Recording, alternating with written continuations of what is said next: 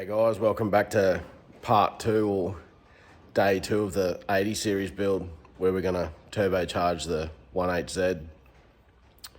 This episode we're going to concentrate on just putting the turbo kit and the exhaust on, and we'll just run the turbo straight up into the manifold and we won't connect the intercooler kit. We'll do that on the next episode. Let's go over the bench and have a bit of a look at this turbo kit. Alright, another quick look at this turbo kit before we start putting it on. Tillex manifold, nice piece. Obviously we have to completely remove the standard exhaust manifold. Arashi Turbo, got the oil feed and return fitting we all have to put on there. You got oil feed and return lines, comes with the T-piece and all the fittings that you need. This turbo kit's all part of HD Automotive kit that they sell, which is pretty good. Comes with the new exhaust manifold gaskets too, which are a multi-layer steel, which is really nice. I obviously layer everything up with a copper gasket. Comes with dump exhaust gasket, obviously exhaust housing gasket to the manifold. Also comes with waterline fittings, but we're not going to run water lines in this kit. All your bits and pieces and your studs. It's a pretty comprehensive kit. First step, let's get that standard manifold off. Righto, first thing we're going to take the heat shield off, 5 12mm bolts, get that bit of tin there off. We want to take this airbox lid off, this little wing nut, couple of clamps, get rid of all this.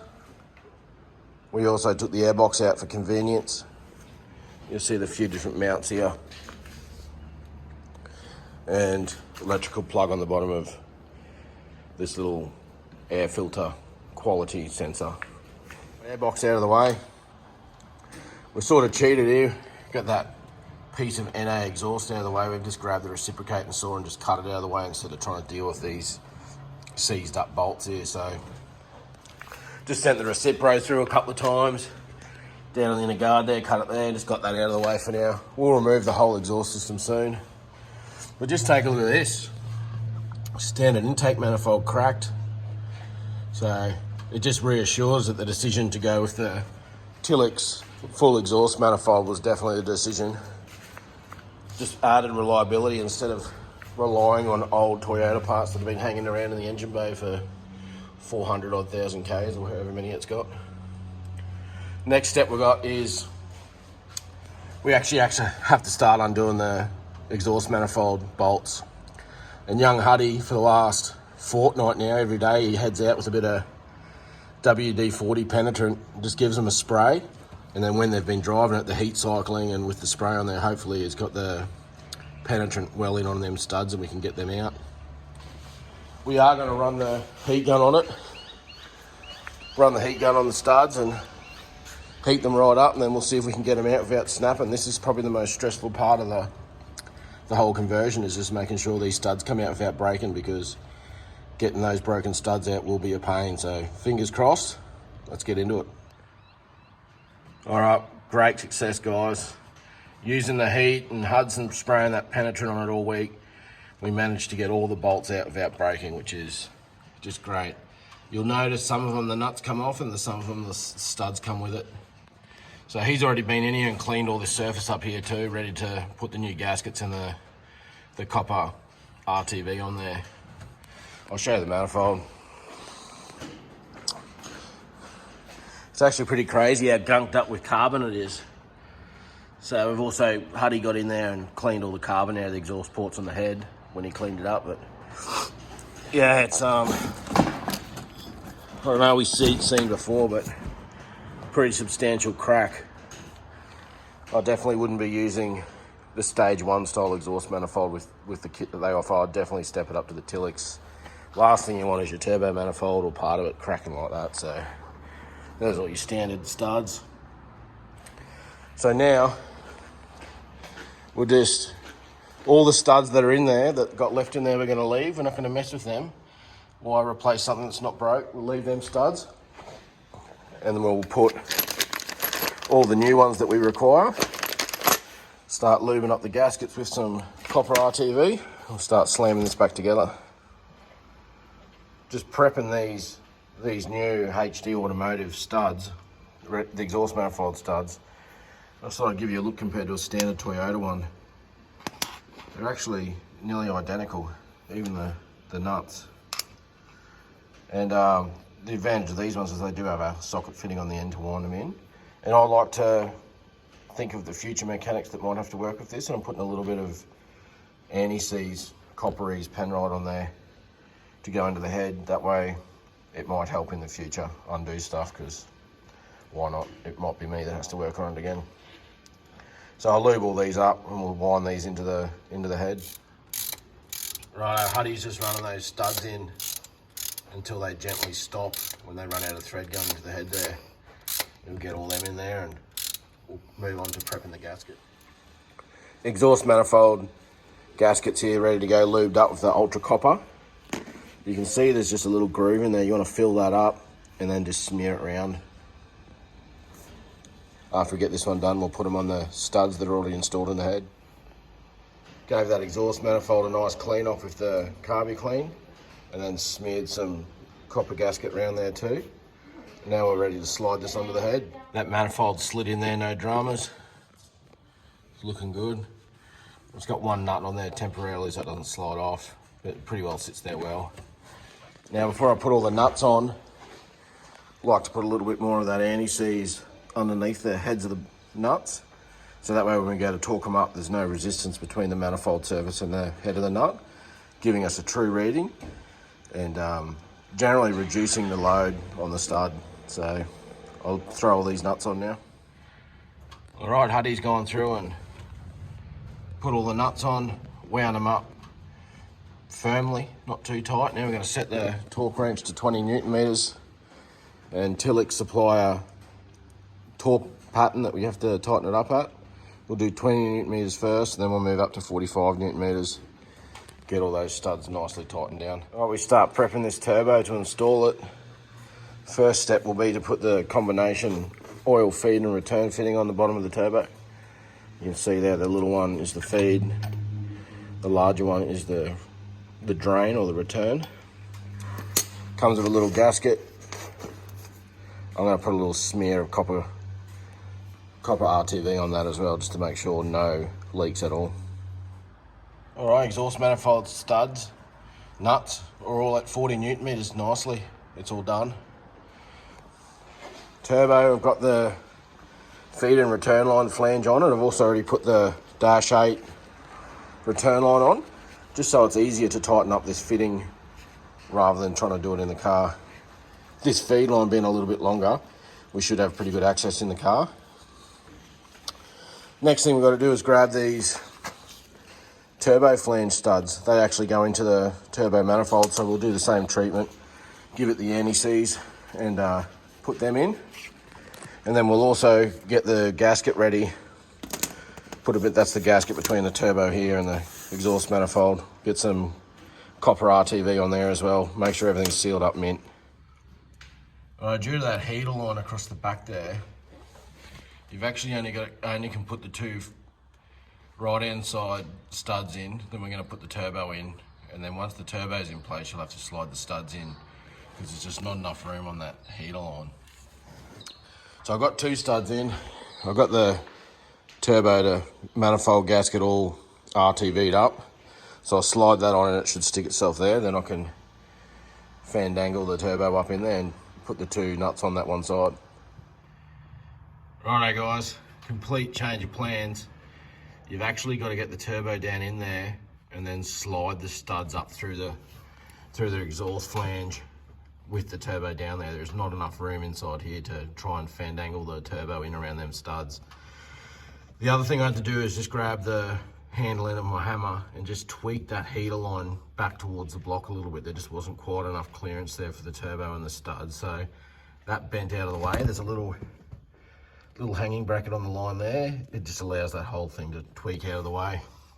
But it fits in there quite tight. Like, I'm very surprised how close the clearances are, like to the engine mount, to the wastegate actuator, to the block. It actually fits really well. She's all tightened up. It was a little bit of a mission, but you can see all the copper gasket oozing out of there. There's definitely no way none of this is gonna have any exhaust leaks, which is really good. So yeah, turbo is all firm up there, ready to go. I'm thinking while we're playing around with the copper RTV, Just going to throw that dump on real quick too. I even put it on the dump. So one side of the dump pipe gasket, the other side to the dump, bolt this in, and that should be enough playing around with silicon for a bit. We can move on to some other stuff. All right guys, you can see that dump pipe's all bolted up now. Exhaust goes out where the factory location is. And we've also put the cold pipe onto the crossover. This is just something that comes part of the kit. We'll use it until we put the intercooler kit on. And obviously the wastegate actuator to compressor housing hose has been put on and clamped up as well. So all this down here is pretty much tied up. I'll get Huddy to put all the airbox back in and the intake pipe. We'll have another look once he's got that done. All right, we have to also feed the turbo some oil from the factory 1HZ oiling system. Now the HD Automotive turbo kit comes with the T-piece and the fittings that you require. It also has a blank off plate that you can take, that blank off fitting that you can take out for an oil pressure gauge. So I'll show you where this actually goes. Over on the left hand side of the motor, down next to the oil filter, you'll see, it's hard to see but far out on camera.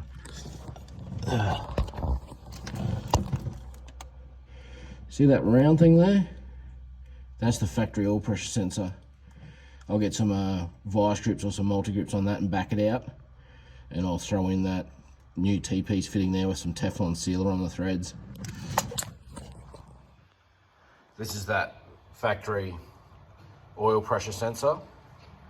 We're going to put an aftermarket oil pressure gauge in there, so we have a aftermarket sensor that will replace it. That's just some Teflon paste on there. And you'll see I've put the oil feed T-piece down in there. It's hard for me to show you, but that there, that's a T-piece and a fitting, Teflon paste on it. And the 90 degree is the oil feed for the turbo, which I've got here. It's going to wrap around the back of the engine. By far the hardest part of this whole project so far is definitely putting that fitting and stuffing around in there.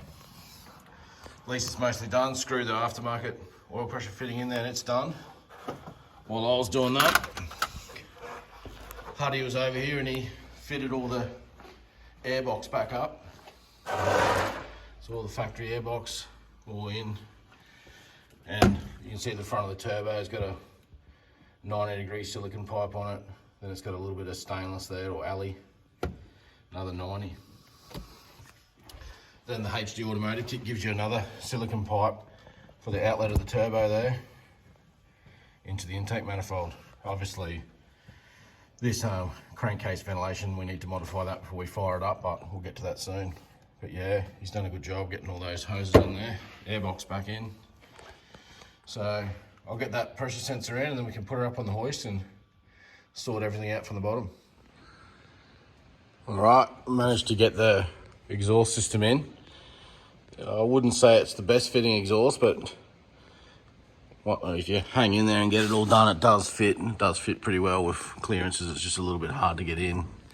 But yeah, 3-inch, wrapped its way around. Out the back, it's pretty good. Clearances off the body are actually pretty good. Gets a little bit tight.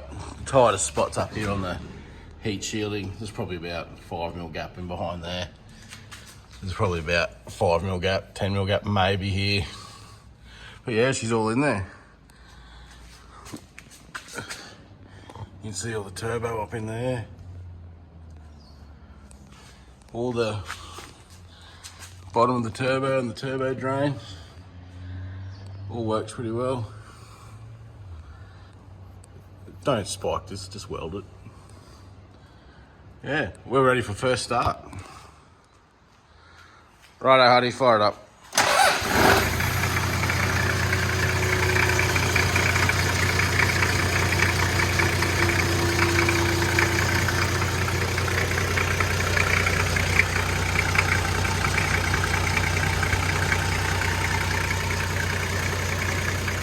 Seems pretty good.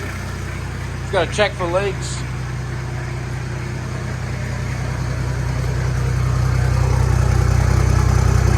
definitely some turbo noise there. After having that running, it's good just to check for any oil leaks, and we're spot on. Absolutely nothing coming from the turbo feed and return. Still nothing coming from the sump from the work we did in the last episode either. So everything's working out really well. There's nothing coming out of the T-piece. Can't really see it here, but I'll have a look from the top. We did sort out this rocket cover breather too. Got a bit of hose there and connected it down to that bit of intake pipe. And also got the HD automotive fitting, heated up, pressed it into that intake manifold, and I just used a little blank off bung there for now. That's where we'll put our boost gauge in the future. So she's all sealed up. Now what we want to do is we're pumping the wastegate set to 15 psi, so we've got that much more air going into this engine. I think we need to turn the pump up a little bit, so we're going to make a little adjustment to the fuel screw there, turn it in probably a quarter of a turn, give it a little bit more diesel, and just do baby steps for now. Once it's all intercooled and we've got the exhaust gas temperature probe in there with the gauges, we can tune it right up and get the most out of it. But for now, we'll just give it a quarter of a turn and be done with it, and take it for a little bit of a spin and see how it goes. All right, I've been out driving the old 80 of the turbo kit. Definitely feels more responsive, but we'll give it a quick test, 60 to 100 again, so we can compare. Remembering that last time it took 18 seconds exactly NA. Now, the fact the turbo comes set 15 psi, it said in the instructions. We don't have a boost gauge, so I can't confirm that. And we've given it a quarter turn on the pump. So a little bit more diesel, probably a lot more air. It's definitely not completely ultimized yet, but we'll definitely tune it up more once it's intercooled and we have a boost gauge and an exhaust gas temperature gauge. We'll get it all sorted in, but let's give it a run on the up again and see if we've saved any time anyway. I predict that we've saved a few seconds, but we'll soon find out. So we'll just reset it and it automatically calculates. Once we hit 60, it starts timing. So best thing is we definitely don't have to wait for anyone else to go, because we're not going to catch them.